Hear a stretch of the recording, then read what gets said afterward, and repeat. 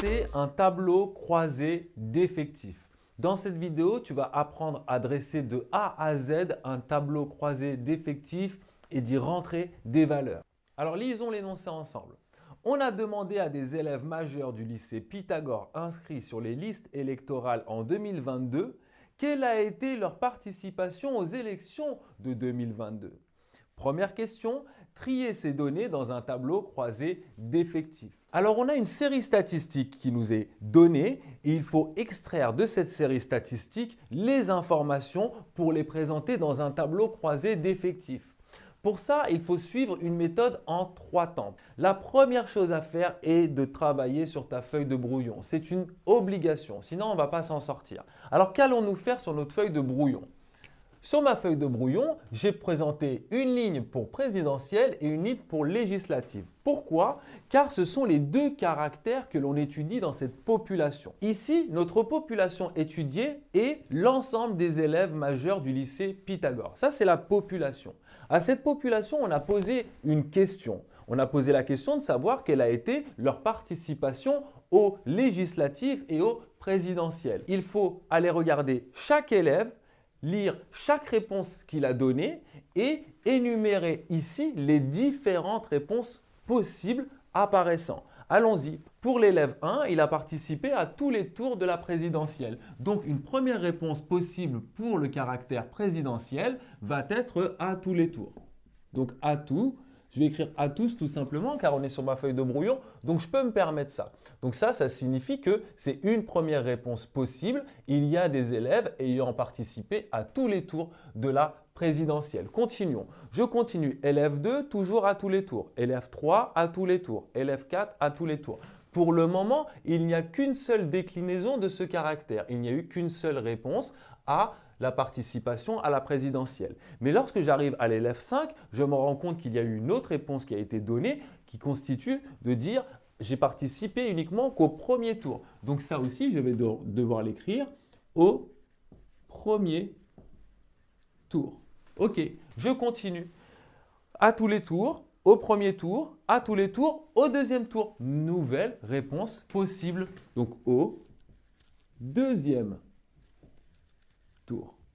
Ok, je continue pour voir s'il n'y a pas encore d'autres types de réponses possibles.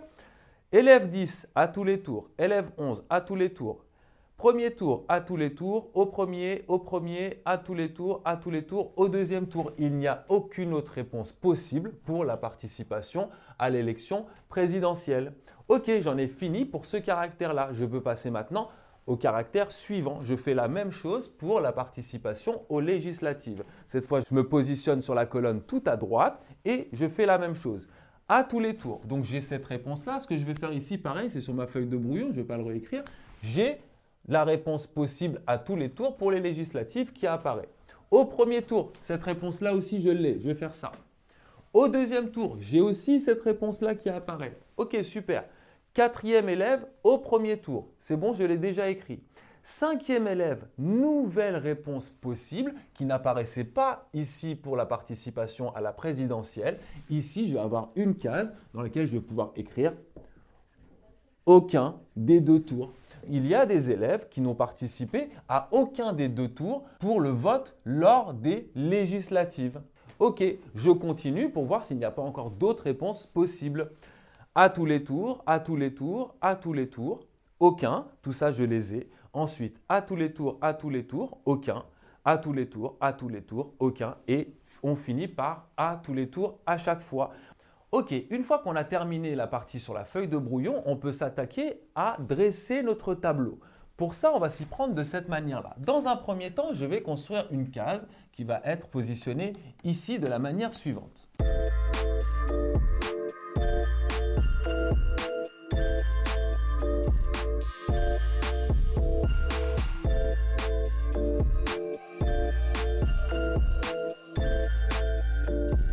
Donc la première case que l'on construit, c'est une case qui peut se présenter de la manière suivante, dans laquelle apparaissent les deux caractères. Ici, participation aux législatives et participation à la présidentielle.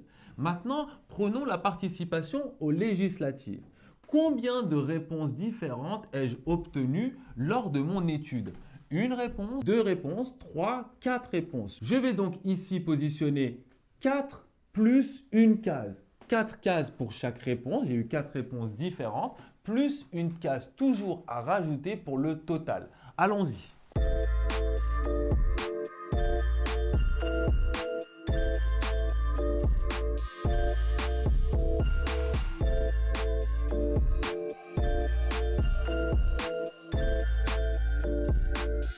Donc voilà la première ligne qui va concerner donc la participation législative. Regardez comment ça marche. Ici, ça grandit, ça grandit. Donc c'est comme si l'ouverture amenait de ce côté-là. Alors qu'ici, l'ouverture va amener vers le bas. C'est une chose à comprendre dans un tableau. Donc l'ouverture amène ici. Et je vais avoir ici les différentes réponses obtenues. Donc 4 réponses différentes plus une case pour le total. Je vais faire la même chose pour la participation à la présidentielle. Donc ici, je vais donc avoir 3 plus une case. Allons-y.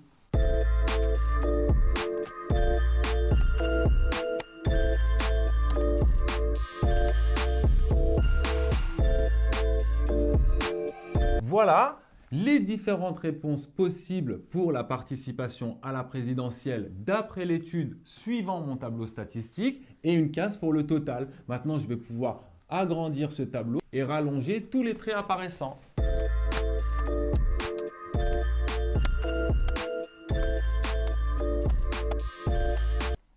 Voilà comment se présente notre tableau croisé d'effectifs pour cette série statistique-là. Encore une fois, le travail sur la feuille de brouillon a été primordial. Alors maintenant, comment fonctionne ce tableau? Prenons une case au hasard, par exemple celle-ci. Ici, j'ai une case qui est l'intersection entre cette colonne et cette ligne-là. Donc si je regarde, dans cette ligne, il y a écrit aux 2 tours, donc participation à la présidentielle aux 2 tours. Et dans cette case, c'est participation aux législatives au premier tour. Donc cette case-là sera réservée aux élèves ayant répondu qu'ils avaient voté uniquement au premier tour des législatives et uniquement au deuxième tour de la présidentielle. Prenons une autre case, par exemple celle-ci. Cette case est réservée aux élèves qui ont voté uniquement au premier tour de la présidentielle et à aucun des 2 tours des législatives. Et c'est comme ça qu'on lit ce tableau. Alors passons à la dernière étape où on va apprendre à remplir ce tableau grâce aux données. Alors comment faire? On va reprendre la réponse des élèves une par une. Qu'a répondu le premier élève et où allons-nous le placer dans le tableau? Le premier élève a dit qu'il avait participé à tous les tours pour la présidentielle et à tous les tours pour les législatives. Donc cet élève sera positionné ici. Je vais au crayon à papier mettre une petite barre car dans chaque case, je vais devoir positionner un nombre, un effectif, c'est-à-dire ici par exemple le nombre d'élèves ayant dit qu'ils avaient participé aux 2 tours des législatives et aux 2 tours de la présidentielle. Je vais donc mettre ici un nombre. J'en ai compté déjà un élève là-dedans. Je continue. Élève 2. Celui-ci a participé à tous les tours pour la présidentielle, donc il va être dans cette ligne-là, mais uniquement au premier tour des législatives. Donc il va être comptabilisé dans cette case. Un petit trait. Continuons. Élève 3. L'élève 3 a dit qu'il avait participé à tous les tours de la présidentielle et au deuxième tour uniquement des législatives. Donc cette fois, il va être comptabilisé ici. Élève 4, il a participé à tous les tours de la présidentielle et uniquement au premier tour des législatives. Donc je vais rajouter ici une petite barre pour commencer à construire un carré qui correspondra à 4 élèves. Continuons.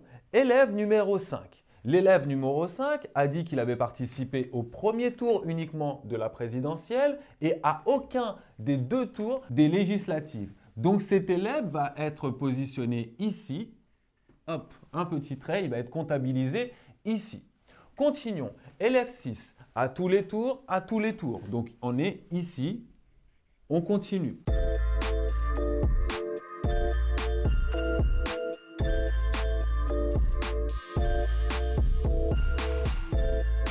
Ok, maintenant, ça, pourquoi est-ce qu'on l'avait fait au crayon à papier? Parce qu'ici, on va devoir positionner non pas des barres, mais des nombres. Donc ici, au lieu de ces deux carrés, je vais avoir le nombre 8. Ici, je vais avoir 2.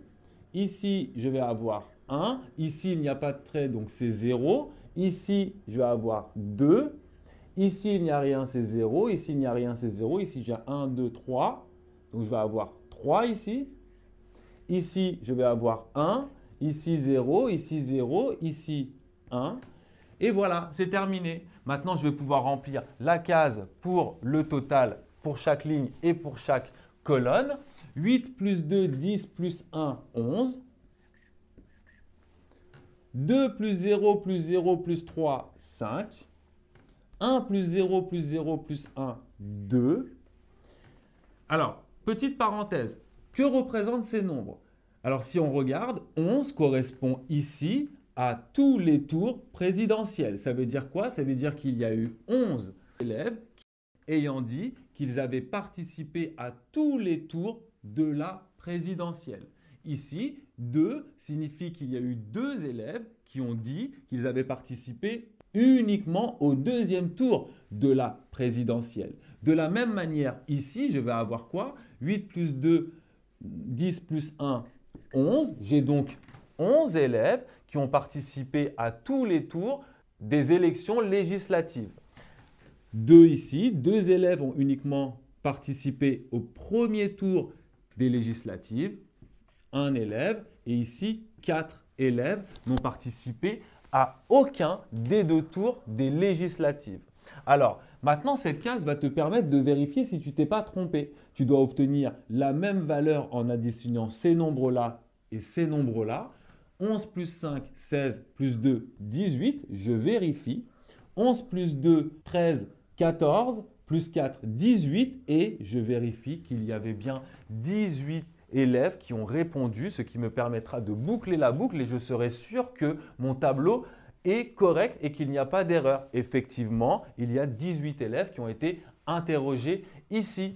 Voilà comment faire pour dresser un tableau des effectifs croisés. On a répondu ici à la question 1 que j'avais oublié d'écrire. Passons maintenant à la question 2. Que nous demande la question 2? Quel pourcentage d'élèves a participé à tous les tours des 2 élections? Je cherche une proportion entre le nombre d'élèves ayant participé aux 2 tours sur le nombre total d'élèves. Donc, allons-y pour la rédaction. Il y a eu combien d'élèves ayant participé aux 2 tours? Regardez, des 2 élections, il y a 8 élèves qui ont participé à tous les tours pour les législatives et simultanément à tous les tours pour la présidentielle. Donc, il y a 8 élèves ayant participé aux 2 tours des 2 élections sur un total de 18 élèves, soit 8 sur 18 qui vaut environ 0,444 arrondi à 3 chiffres après la virgule, ce qui représente